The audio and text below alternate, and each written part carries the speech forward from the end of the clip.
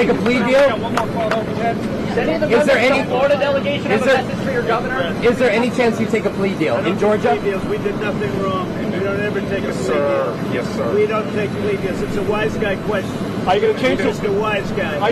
We don't take plea deals because I did nothing wrong. It's called election interference. You know what that is? Because these indictments are brought out by Biden, who can't even put two sentences together. This is Joe Biden, because he can't win the election by himself. He can't win the election based on votes. So what they did is they got the Attorney General to do it.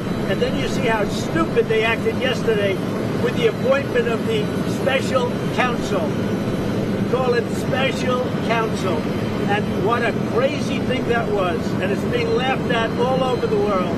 The fact is that we have a country that's in serious trouble. We have a country that's in major decline. I don't mean decline, I mean major decline. And we're going to straighten it out. This group and a lot of people just like this group, we're going to straighten it out and we're going to make America great again. Yes, sir. Wise guy. Thank Yes, you sir. very much, everybody.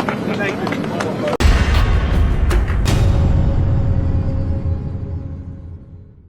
But one thing that's clear is they're going to focus on that phone call. Do you think the president has said it was a perfect phone call? Of course, he said the same thing about the Ukrainian phone call, and turned out a lot of information he talked about in that phone call turned out to be right from what we're seeing with the Hunter Biden investigation. But what about his phone call to Georgia? Do you think there was anything wrong with what we know about that phone call? Well, again, I'll let the legal system figure that out. What I do know is there are all kinds of irregularities in the 2020 election. That is indisputable. I know that the media, I know the Democrats want to sweep all that under the rug, but reports, but I've seen suspicious activity reports that make me believe the amount of money that the Biden's family was paid off is north of $50 million. And it's not just Joe Biden, Hunter Biden, James Biden, his brother. There are grandchildren that receive money from communist China, for example. I mean, we've seen it, but we also...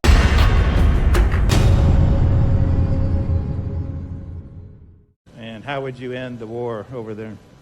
I think it's a great question. First, let's recognize Joe Biden has brought us to this point. Because what did he did when he became president? He started to wage war against American energy production. Who does that benefit? Russia, Venezuela, Iran. He has a policy of putting the Green New Deal over our American national security. They just announced $6 billion ransom payment to the mullahs in Iran. And those hostages aren't being released. They're just being moved to house arrest. What is Iran doing with the sanctions relief he gave initially and now this?